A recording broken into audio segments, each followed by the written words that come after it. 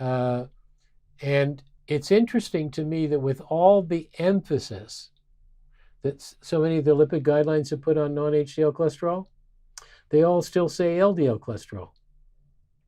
And the American guidelines clearly state ApoB and non-HDL are better than LDL.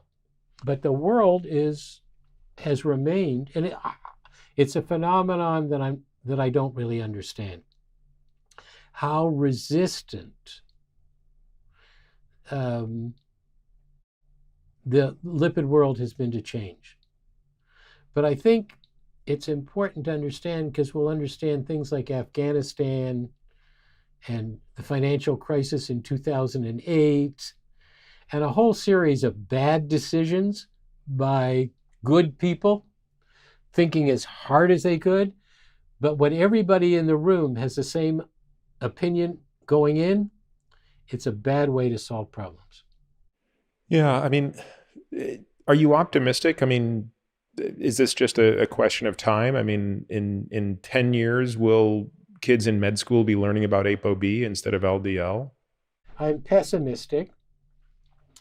Europe, the 2019 guidelines were very pro-ApoB. And the evidence from Mendelian randomization, like the newer technologies, Mendelian randomization, they've just been slam dunk for ApoB.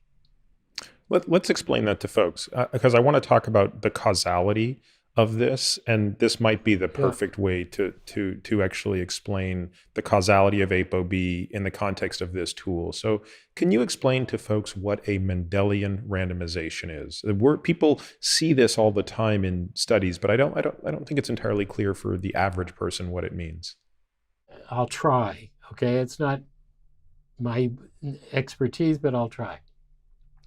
The conventional ways of taking things apart with prospective observational studies like Framingham, there's a limited amount you can of the certainty of your conclusions because of confounding you can't deal with.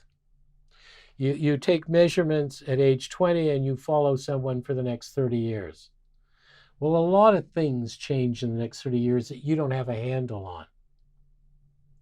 And so your inferences are probable, but not causal. What Mendelian randomization allows you to do is to come a lot closer to causality. For example, you can identify groups of genes that are associated where changes in the gene are associated with a little lower cholesterol or a little higher cholesterol. And when you lump together a bunch of those different genes that can have different makeups, because you can change the makeup of a gene pretty easily, you can see fairly substantial differences in cholesterol. So what you've got is information on somebody that's fixed at birth. And you see, is that associated with a difference in outcome? Then you've gotten rid of a lot of stuff in the middle. And what a number of Mendelian randomizations have shown is that ApoB includes all the information in triglycerides, LDL cholesterol, and even HDL cholesterol. It sums them, which in the sense of VLDL and LDL makes perfect sense. So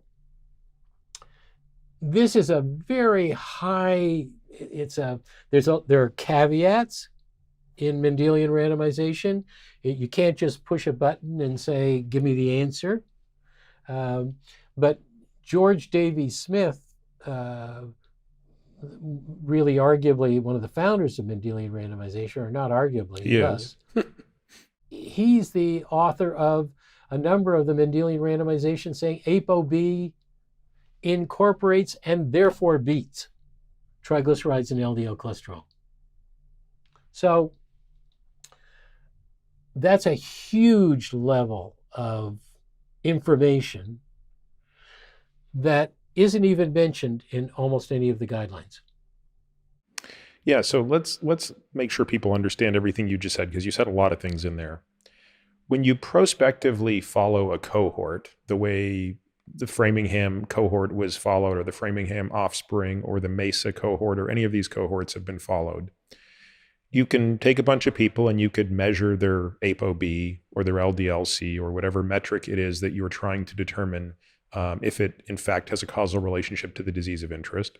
You can follow them over decades, and you would demonstrate, as has been demonstrated, that the people with higher B, higher LDLC, higher non-HDL